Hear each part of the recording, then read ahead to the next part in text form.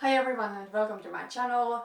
Today I am finally going to film my cheek product wishlist. I filmed my complexion product wishlist in the end of August and I was supposed to film this video quite soon after that. I want to film all of my wishlist videos before this year, my know by year end, so that next year I know what I really want and what I have been thinking for a longer time. And I just don't want to go back to my old shopping habits.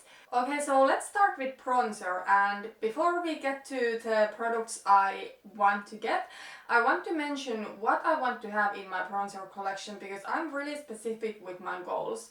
So I do want to have a contouring product. What comes to bronzer, I want to have two bronzers, a summertime bronzer and a wintertime bronzer. I do have two bronzers on my wish list for the wintertime bronzer.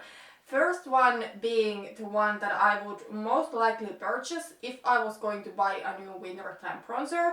This one I have had before, I know I love it, I know it's like the best bronzer ever, so most likely I would buy this. So I'm talking about the Physicians Formula Butter Bronzer.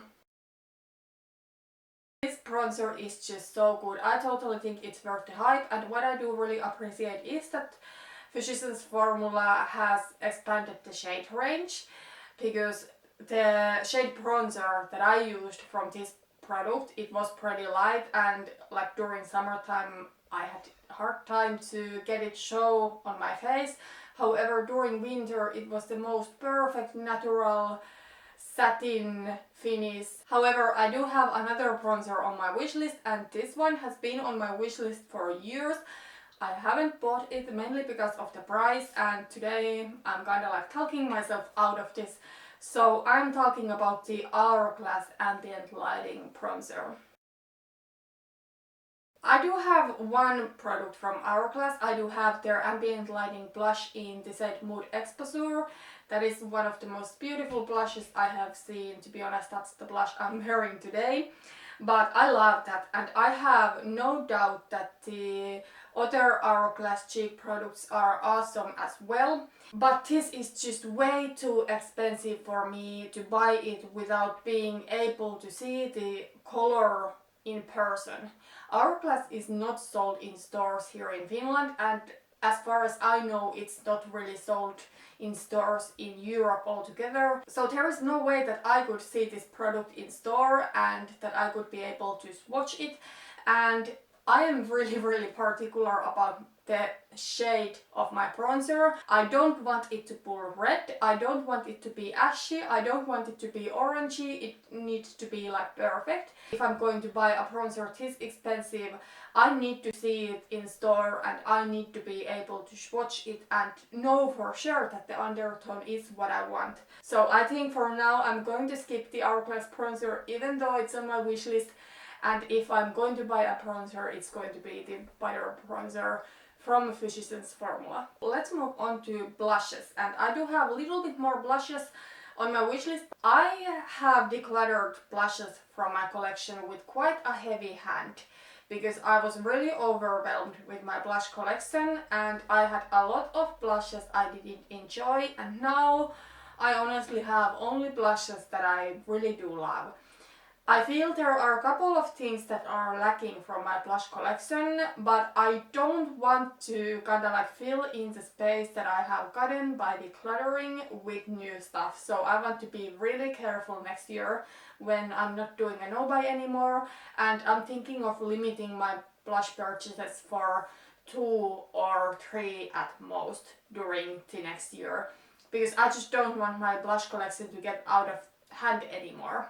I will say that previously I bought blushes for really stupid reasons, like I have completed some collections. For example, I bought all of the theBalm boyish blushes. I don't have any of those anymore because I didn't like them even that much. I just think that if I'm going to buy blushes in future, it needs to be something that I don't have the exact same thing in my collection, but also there's no point for me to buy super bright blushes because I will never use them anyways. So yeah, I do have some different blushes I want to talk about today. And the first one I want to mention is like a bronzy neutral blush that is not too warm, and that one seems to be really hard to find. I had one perfect blush in my collection, the Essence Silky Touch Plus. I completely used up the entire thing, and the second it was gone, I missed it so much, and the blush is discontinued. I bought in the end of last year this baked blush from Milani, and this one is in the set Bellissimo Bronze. And I actually did mention this in my top 10 fall favorites video, and I do wear it a lot right now. It's totally a plus. I gravitate towards a lot during fall time, but as you can see from the swatch, this is like a really orangey type of bronze, when I would love my perfect bronzy warm blush to be just a little bit more neutral brown but still have that warmth to it. Then I do have some bronzy blushes that are more neutral. For example, this one is like probably my favorite blush. If I had to name one, this would be my favorite. It is the e.l.f. Baked Blush in Rich Rose, but this one is clearly more neutral compared to the Milani blush. This one doesn't have that warmth to it. So I would want to have something kind of like in between of those shades, and that's what the Essence blush that I finished up was. So I have gathered here some options that might be what I'm looking for. So the first one that might be my perfect warm neutral bronzy blush might be the BH Cosmetics Floral Blush Duo in the shade Bahama Bronze. It's totally that neutral bronzy type of blush, and it doesn't seem to be too orange. It's the most affordable actually. I think this is like under €5. It's really cheap. Also it has a beautiful shimmery finish to it. I do nowadays prefer shimmery blush over matte blush. So this might be the blush. Then the another blush in this color family that I want to mention is something that has been on my wish list for years now, but for some reason I just haven't bought it yet. This is kind of like a really neutral blush, and I think the color looks perfect, and I don't know why I haven't bought it. I guess it is because the brand is not that well available for me, and also this is pretty expensive. So I'm talking about the Becca Mineral Blush in the shade Sweet Pea.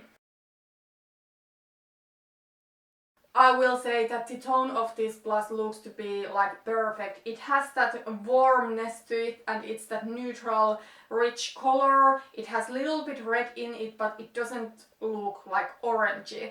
So this one might be the perfect color. But there is one little bit bigger issue with Becca, what I want to mention and why I'm kinda like on hands about this. Logical Harmony has a vegan product list from Becca.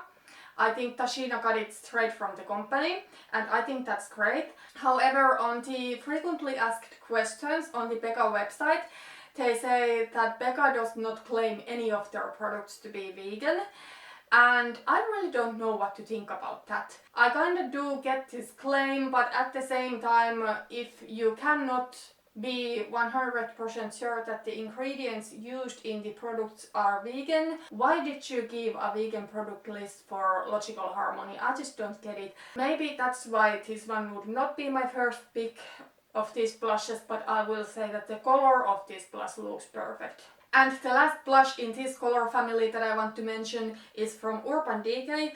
Urban Decay is sold in Finland, however, this blush unfortunately is exclusive to the Urban Decay official website. I would rather buy it either from a store or even from a European online store, but that's not possible with this one. So that's why I'm kinda on a hands about this, but the color looks beautiful. So I am talking about the Urban Decay Afterglow 8-hour powder blush in the shade Paranoid. It looks to be like a warm bronzy color. Maybe it's not quite as perfect as the Becca Sweet Pea. I think this one doesn't have that redness to it, but at the same time I think this looks beautiful. I think that I would need to watch more reviews of this product and people actually using this. And again, I wish I would see this in person. Again, this one is not that affordable, especially if I have to pay the customs and expensive shipping. It would be most likely the most expensive of these blushes. So yeah, I do think that from these three blushes it would be the BH Cosmetics Floral blush that I would get. Also, that would be the most affordable one.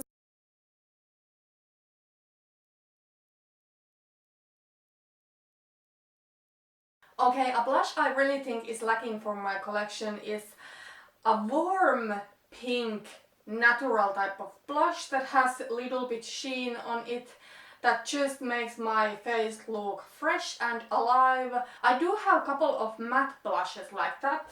So I do have from Catrice their multi-matte blush in the shade Love Rosy. This one is really pale blush and it's hard to get to show even when I'm my palest. Then I also do have from the Pure 4-in-1 blush book, I do have this warm blush here, and this one is kind of like in a color that I want the blush to be, but I just would like to get a shimmery finish. As I said, shimmery finish is what I prefer in a blush, especially if I'm talking about a blush that I just want to kind of like make my face look fresh. I have been trying to find a blush like could match my needs, and I have been able to find only one, and it is going to be another ambient lighting blush from Hourglass, and I'm talking about the one in the shade Luminous blush.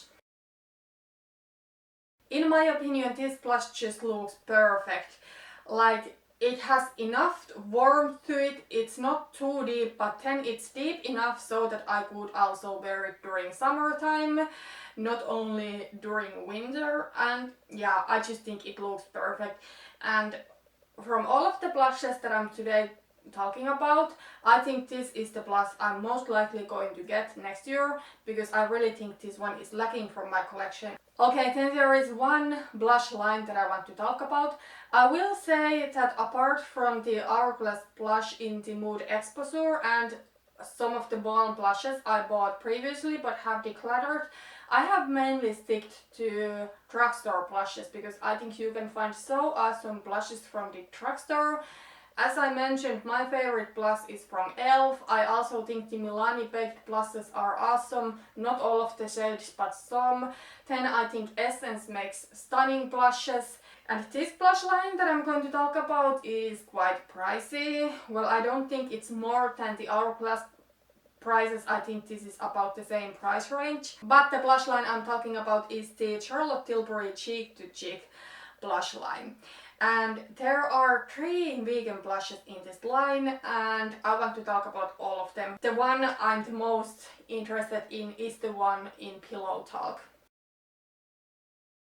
This one just looks so my type of blush. It's neutral, but it has a little bit red to it. I will say that I don't really get the design of Charlotte Tilbury blushes. Usually I'm not the biggest fan of, you know, cheek products that have multiple shades in it, but I will say I am interested in this blush, and if I'm going to get any of these Charlotte Tilbury blushes, it's for sure going to be this, because if I am going to buy a blush that is this expensive, I want it to be in a shade that I know I will get a lot of use out of, and this one is just so my type of blush. Also, I don't think I have an exact dupe for this in my collection. Then another blush in this line that is vegan is the one called First Love. Okay, so this First Love one is also really neutral. This one looks maybe a little bit more peachy and it is lighter. And I think I would also get a lot use out of this blush, and I totally could see myself getting this one day. I just think from this one and from Pillow Talk speaks more to me, but this one looks really beautiful and kind of like my style of blush too. And then the last one that is vegan from the line, it actually surprised me because most of the pink stuff in this line is not vegan, but this one is. It is the blush in the shade Love is the Drug. So this one is like a really bright pink. In some pictures it looks more cool toned, in some pictures it looks more warm toned, so I really don't know what kind of tone it's going to be, but what I do know is that it's really bright and it looks pretty, but if I'm going to buy a blush that is this pricey, I'm not going to get this kind of shade because I know I won't wear it. But yeah, I do appreciate that they are offering a pink blush that is vegan. Okay, that was everything about blush, so let's move to highlighters. And highlighter is something that I don't really love. I wear highlighter every single day, but I don't think I need that many highlighter colors because, to be honest, most of the times they don't look that different on face. So I'm fine with some options that have different undertones, maybe a couple of different depths to them, but I don't want to have even as big of a highlighter collection as I have a blush collection. And I will say that I'm really happy with my highlighter collection. I honestly don't think there's anything lacking from my highlighter collection. However, there are certain highlighters that I'm afraid of running out of, and I want to replace it with the same exact thing or then with something similar.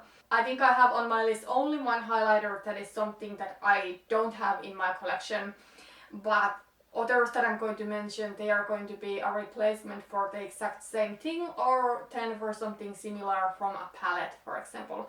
So yeah, let's go through this. First, theBalm Mary-Lou Manizer. You have seen this quite many times on my channel this year. I have been panning it for the entire year, and this is what I have left. My goal is to finish this one this year, and I'm sure I can do it. And I am for sure going to repurchase this one. It's just the most beautiful champagne color. It has a little bit warmth to it, but it's not like super warm compared to the Becca Champagne Pop. For example, that one has like almost an orange undertone to it compared to this one. This one is just like a beautiful warm champagne.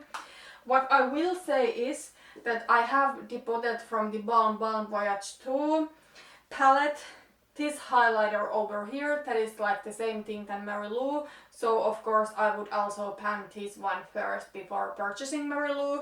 But Mary-Lou is something that as soon as I run out of both the balm highlighters that are the same color than Mary-Lou, I'm going to repurchase it. And another highlighter that I can see myself finishing up and repurchasing next year is the Rodeo Tribe highlighter from Ofra. I do have this Ofra Glow Up palette, and this came with 4 highlighters. So Beverly Hills, Star Island, Blissful and Rodeo Tribe. And I think Rodeo Tribe is just the most perfect gold highlighter I have ever seen, and it is in quite small size in this palette. So I wouldn't be surprised if I finished it up. I have swatched it here. I will say that during winter, when my tan wears off completely, it will maybe be just a little bit too deep for me to wear on its own, so then I would maybe layer it with Star Island.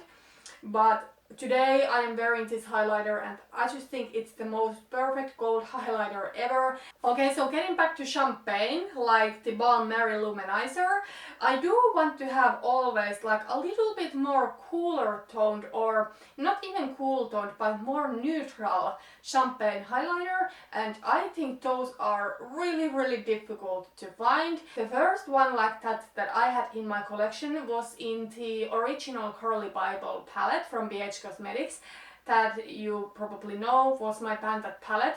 And I actually finished the most of the palette, and that specific highlighter in the palette was the first highlighter that I ever finished up because that color was just everything for me. And currently I do have one highlighter like this in my C palette. This one is deposited from the V-Care Icon, that is a Finnish brand sold exclusively at Sokos. This is from the V-Care Icon in Love Glow Forever Rose Gold palette. And this is what I am talking about. It's stunning. So I do have Mary-Lou swatched over here, so you can see that it's like, it has warmth to it. But when I swatch this one, it's just that little bit more neutral tone, and it goes so beautifully with any cooler toned look. And I'm so worried that I'm going to run out of this highlighter. Well, you can see that I have hit pan and it's not like a huge product, and these can be difficult to find. And then I didn't like the entire palette where I got this from, so I don't want to buy the entire palette again. So I have tried to look for options when I will finish this one, and I do have a couple of options that I want to talk about. So the first one I'm going to mention is from Milani. It is the Milani Strobe Light Instant Glow Powder in the set Afterglow. It looks the perfect color. So this might actually be what I would get. It's not expensive either, even though highlighter totally is something where I am ready to pay a little bit more for good quality.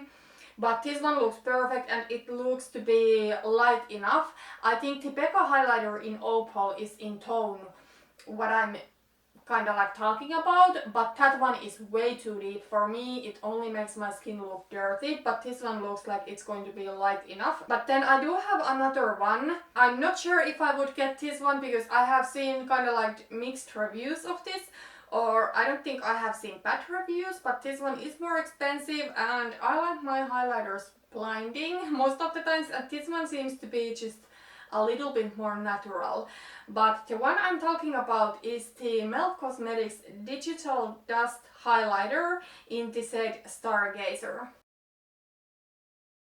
Again, this one looks like the perfect shade, but I'm not sure if this one would be light enough, and I'm not sure if it would be blinding enough, but it looks beautiful. I have never tried anything from Melt Cosmetics, but it's totally a brand I'm interested in. I will say though that nowadays I don't, well obviously I'm doing a no buy, but I think in future I'm not going to buy from a brand just to try them out. Like if there's something that's lacking from my collection and I really want because of that, in that case I might try a new brand, but not just to explore different options.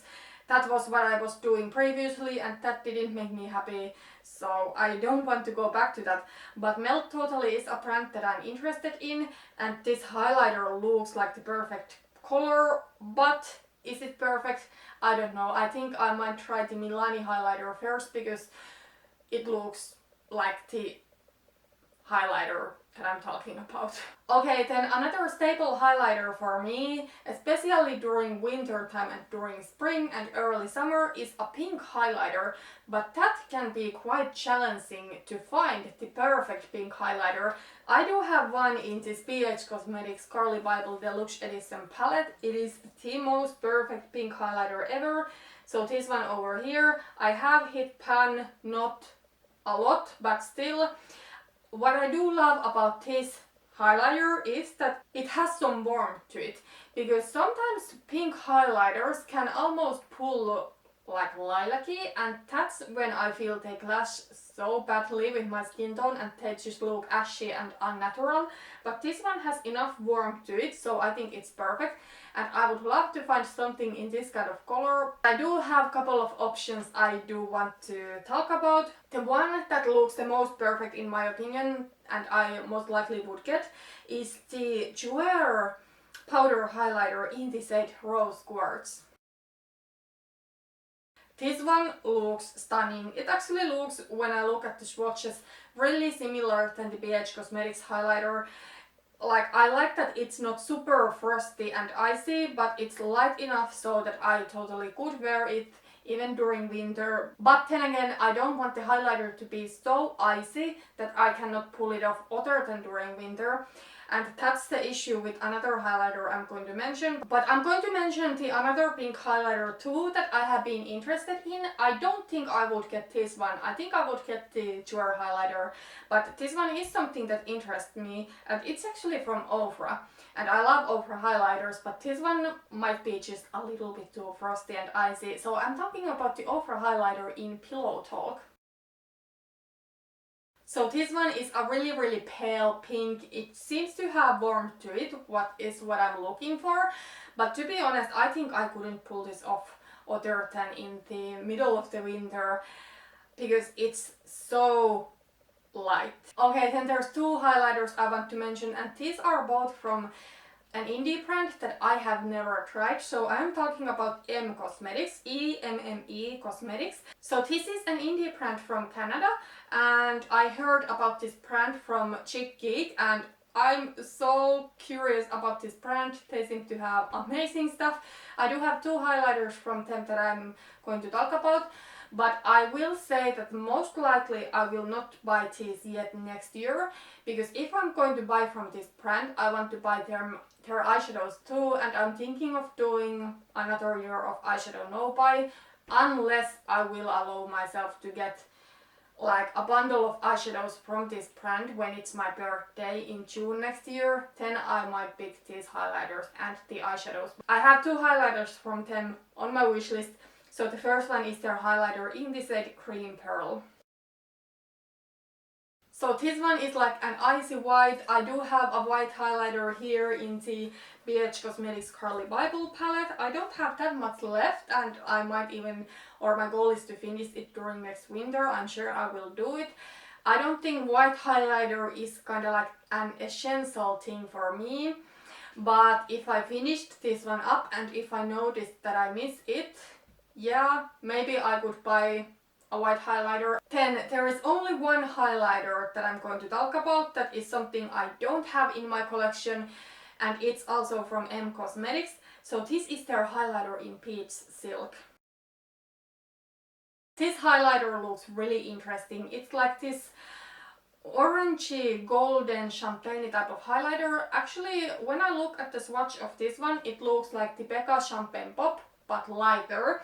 I do have a dupe for Champagne Pop in my collection. This one over here, it is depotted from the BH Cosmetics Spotlight palette, and once I got that palette I gave my Champagne Pop to my sister because this is the exact same thing. So yeah, this is something that I can only wear during summertime, but I think this highlighter from M Cosmetics looks like I could also wear it during winter if I want to go towards that kind of like a little bit more orangey golden type of highlighter look. This highlighter is also vegan. Not all of their highlighters are, but you can find the information from the website what is vegan and what is not. And what I do appreciate about the highlighters from this indie brand is that they do offer them in single compacts. That's important to me because I don't want to get any more of those magnetic pans because my face palette is full already, and if anything I want to pan products from there and have my Chic products in singles. Yeah, but that was everything for today. Those are all of my products in my wish list. So, as you maybe heard about me talking about my future purchases, for the most part I'm going to continue kind of like a replacements type of buying. Blush is maybe a little bit different. That's maybe something I'm going to allow myself to purchase couple next year. But yeah, that was everything for today. Next I'm going to do my eyeshadow wish list. As you know, I'm most likely going to do eyeshadow no buy next year, but there are some palettes that have been tempting me, so that will be more like talking myself out of eyeshadow palettes that I want. Anyways, that's everything for today. Thank you so much for watching this video, and see you in my next one. Bye bye.